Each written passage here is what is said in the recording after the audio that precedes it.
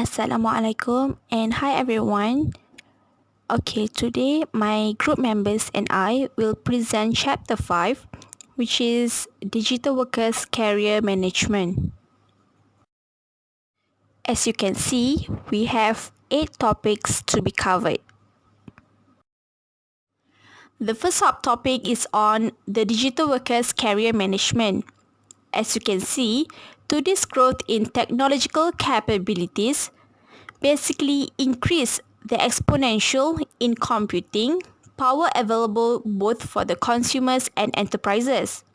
Through the upgrade of the internet connectivity, among the digital advances basically change the way the employees and enterprises work. Organizations are benefiting from the increase of the digitization of the workplace through the increase of productivity, cost saving, more mobile, agile workforce, increased flexibility, and also increase in adaptability. So the enterprises are basically collaborate more global and more diverse. So, what is a new workforce in a new job market? Basically, in this globally and technology enabled marketplace, the contingent and independent contractors can be hired across the physical boundaries and work across time zones. In turn, this trend is changing not only how the companies manage their entire workforce lifecycle, but also the physical space in which they work. Shared or co-working spaces are a result of the freelance culture, but they are being considered in more traditional contexts as the next generation tries to find the middle ground between the autonomy and community. Next is how the digital transformation changes the nature of work. As you can see, we have two types of worker. First is the knowledge worker, second is the digital worker. As for knowledge worker, they basically use the information gathering, information analysis, information dissemination, structured learning, knowledge management, and also team building.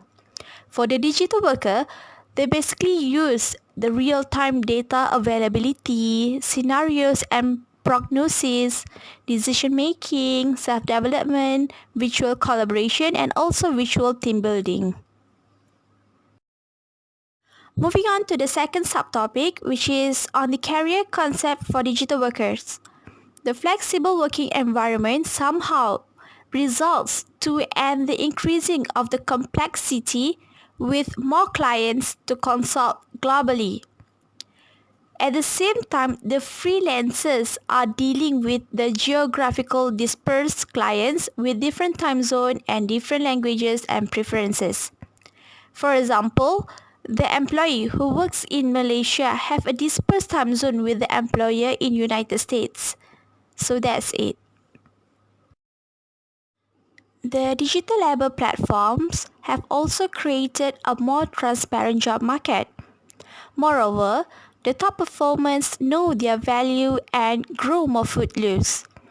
So, many are going online to find the new opportunities and evaluate the potential of the employees and clients.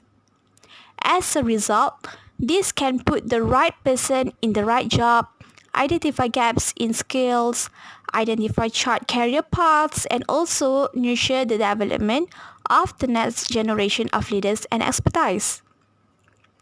Soon, the freelancer also may be able to define their own career paths and also drawing on the data about the paths that they follow into their own strengths, preferences, and unique abilities. There is a site called Knack. For example, it uses in-game format to help the freelancers discover their knack. What is knack? It is their unique combination of strengths, talents, abilities, personality traits, likes, and also preferences. The career management basically will become more scientific as data and digital assessment tools such as gamification can be used to make decisions about the career progressions and decisions about learning, development and performance management will all be made based on the data.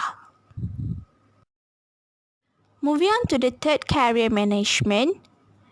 So, what is career management? It is a combination of structured planning and the active management choice of one's own professional career. It is a continuous process that occurs through one's career and not just at discrete times. In other words, it is a lifelong, self-monitored process of career planning involves on choosing and setting personal goals and formulate the strategies for achieving them. So, the outcome of successful career management should be include the personal fulfillment, work-life balance, goal achievement and also financial security. So, why the career management is important? So, we have three. We have first is the beliefs, thoughts, actions. For the beliefs, it is the assumptions and convictions that are held to be true by individual or a group regarding the concepts, events, people and things. Then we're moving on to thoughts. It is an idea or opinion that produced by thinking or occurring suddenly in the mind. Next, it is about mindsets. So what kind of mindsets do you have? We have two types of mindsets. We have fixed mindsets and growth mindsets. As for the fixed mindsets, the example is like I'm either good at it or I'm not. When I'm frustrated, I give up. I don't like to be challenged. When I feel I'm good, tell me that I'm smart. That is for the fixed mindset. As for the growth mindsets, for example, I can learn anything I want to. When I'm frustrated, I persevere. I want to challenge myself. When I fail, I learn. Tell me, I try hard. That is for growth mindsets. Next is on how you select your job category. First, you need to select one main focus job category that basically fits the PSD framework. The PSD framework basically stands for patience, skills, and demand. This is a list of example hourly rate based on each fee on the freelancer. Next, we move on to freelancer rating price. For rating price, it has three levels. First is top rate, second rising talent, and lastly is beginners. For top rate, they will be paid around 21 USD and above. For rising talent, they will be paid around 80 USD to 25 USD. And lastly, for beginners, they will be paid around 11 USD until 80 USD. Next, we move on to competency model. To be a good competency freelancer, you must have a good attitude, knowledge, and skill. For example, in attitude, your mindset and your focus should be given 100% to finish the particular job, with higher self-discipline in order to make you stay on top. Without this, you won't be able to make the progress. For knowledge, as long as you can, you have to gain more knowledge by reading the publication which related with your industry, watching tutorial and taking online course on a regular basis in order to earn everything you need to know. Next, we move on to the skill. We going into freelancing, you need to have a skill to adapt and overcome the challenges when you do the particular job in freelancer. It is your responsibility to constantly to be better yourself and learn the new relevant that you will keep your service current and appealing to new client. Next is about a competency model. It is a framework for define the skill and knowledge requirement of a job. It is a collection of competency that jointly define successful job performance. It's widely used in business for define and assessing competency within organization in both hard and soft skills. They will be represent a key component of requirement and hiring, as well as talent and performance management activity of HR department. There are 5 competency model that we find here. The first is relationship, analytical, management, leadership, and lastly is self-management. Next is, before you decide to go into freelancing, it's very important to set your work hours. Ask yourself if you want to do the freelance in full time, part time, or on ad hoc basis. You also have to decide if you want to work with local or international clients. And lastly, are you available to work during weekends or weekdays?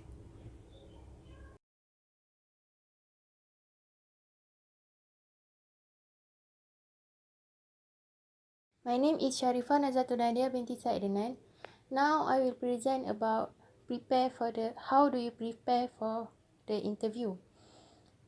First of all, before the interview, you must determine the best hardware to use. Next, you must select the proper location for the interview. Next, you must test all the technology.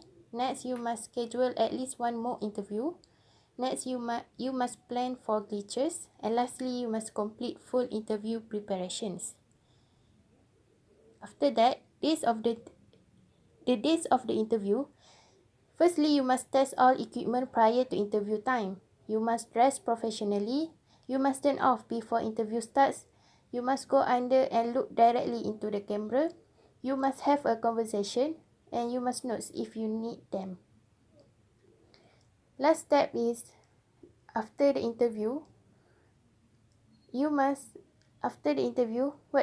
should write a thank you note and you should follow up on progress. Next, I will present about 10 negotiation techniques. Number 1 is prepare. Number 2 is pay attention to timing. Number 3 is leave behind your ego. Number 4 is ramp up your listening skills. Number 5 is if you don't ask, you don't get. Number 6 is anticipate compromise. Number 7 is offer and expect commitment.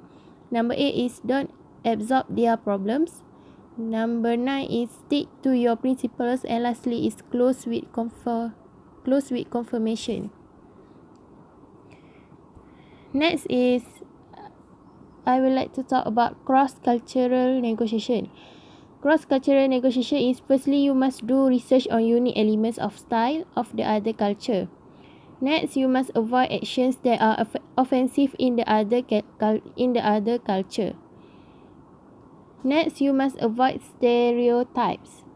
You also must do not adapt negotiation style of the other culture. Lastly, success of the cross-cultural negotiation depends on respecting each other rather than style. Next, I will talk about how you deal with conflict. First of all, the first step is you must focus on the client's needs. Number 2 is do not react, but you must respond to their need. Number 3 is let your position go. Number 4 is you must seek clarity and you must look for a win-win outcome. Lastly, you must maintain the relationship.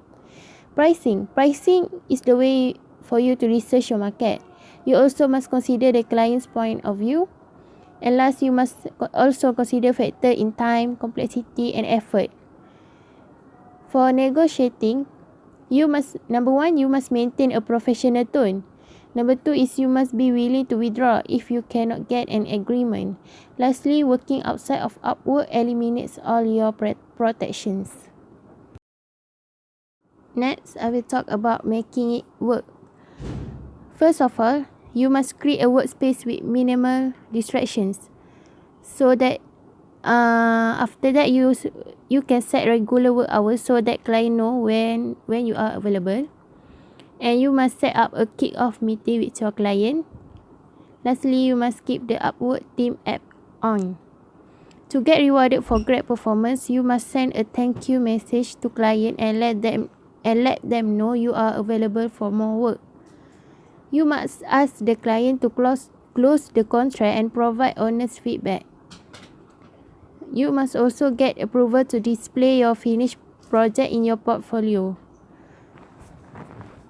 You also need to adjust your hourly rate if necessary, and you can add any new skills you have to acquire to your profile. Lastly, you can move on to the next job. Next, I will talk about effective communication nowadays. So the example of effective communication nowadays are you can do homework in email, using email or on the call, and you can have face-to-face meeting and ask question session. Last but not least, I will talk about risk. What is risk? Risk is a situation that involving exposure to danger. Risks need to be managed, evolve quickly, hence it needed to make sure that the risks are managed so that the threat can be minimized and the potential will be maximized. Risk management involves understanding, analyzing and addressing risks to make sure the objectives are achieved. The example of risks are spam tasks get exploited by clients, for example, fake reviewers, privacy violation, lastly, lack of loss protection. How do you protect yourself? Number 1 is don't start work until the client sends you an offer and you accept. Avoid any client who requests free work. You must never pay to get a job. Lastly, if a job looks suspicious, you can report it to our customer support team.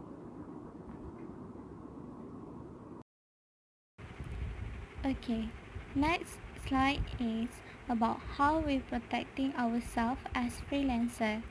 This is important to make sure that we are not fooled by the client. Firstly, don't start work until the client sends you an offer and you accept it.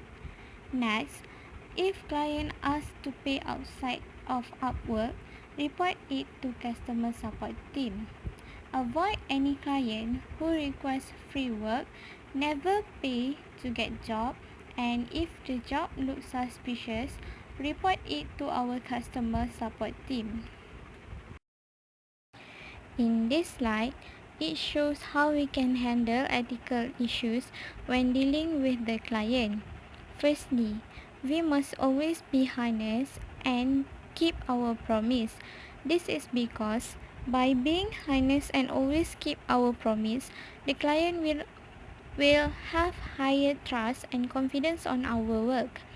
Next, we must have multiple options and be willing to say no or walk from the deal. Be familiar with the law and follow the golden rule. For overall, we must always be a professional when dealing with our client so that they will always interested with our job. This is the flow of project planning and timeline. First of all, make sure that our contract is complete after we have delivered the final product. Secondly, send an email to notify our client and let them know we are available if they have question or concern. Third, at this point, we have secured a bid. We have set clear expectation and milestone for when work will be completed. Fourth, at this stage, we have already done ourselves a huge favor by laying out the term. Take this opportunity to show how awesome we really are. And lastly, deliver on milestone earlier than expected. Be constantly engaged with the client and take our project to the next level. In this slide, I will explain the features of PM tools for freelancer. Firstly, take it everywhere. The productivity system is only useful if you can access it anywhere you are. The example of productivity system is Todoist.com. Second is capture everything. A productivity system is only useful if it captures all the important things going on in both your personal and professional life. This gives us a lot of freedom to not stress, and it will also give us a complete overview to things we need to do. Third is break it into small tasks and make them actionable. Small tasks are easier to complete than big ones. So, break big tasks into a number of smaller sub-tasks that can be completed in an hour or less. This will allow you to estimate the total time involved more accurately. Fourth is prioritize. We must use due dates to specify when we want to complete something. We can schedule a low priority task for the future. A high priority task is usually scheduled for today or tomorrow. Lastly, we get to-do list zero daily. For task management, we can use to-do list zero. To-do list zero will keep the system tidy, up to date, and mostly important, manageable. Do all of you know how to manage email properly? Okay, for this slide, I will explain the tips on how to manage our emails. Firstly, check our email twice, once in the morning and once in the afternoon. Second is, in each session, try to process all the emails. Third, if we can, try to respond to an email right away. But if we cannot, we can turn it into a task with a due date and priority. Lastly, have all notifications from our email client disabled on all our devices so that we won't be disturbed and distracted. This slide explains the quality management in freelancing. First of all, what is scope creep? Scope creep is the actual scope of a project from start to finish significantly exceed with the expectation for the project before work start. Scope creep can happen because an indecisive client and when contradictory messages come from different parties with the client's company. The tips to minimize scope creep is: first, get a clear written agreement. Second, stick to the stipulated term. Third, offer constructive outs. And fourth, be bold and it is partnership. The guidelines when communicating with client. We must be careful with our communication with our client because it will affect our reputation and perception of the client to us. Next is manage our reputation and profile. Make it more interesting to attract our client. And lastly, update our profile to make sure the information is up to date and convincible. For the last slide, it is the tips when we communicating with our client. There's many tips that we must follow to make sure that the client will feel interested with our work and at the same time with our behavior, which will make them give full of trust to us. The first tips is ask client in what material we need to deliver the project. Tell our client what is our working hour availability per work, state when is our free time, and ask for contract or a work project. Next, we must be professional when communicating and do not be emotional. Please do respect our client. We also must always be prepared for video call, always update client and track our working time. And lastly, be proactive, honest, polite and professional. Gain the client trust. Thank you.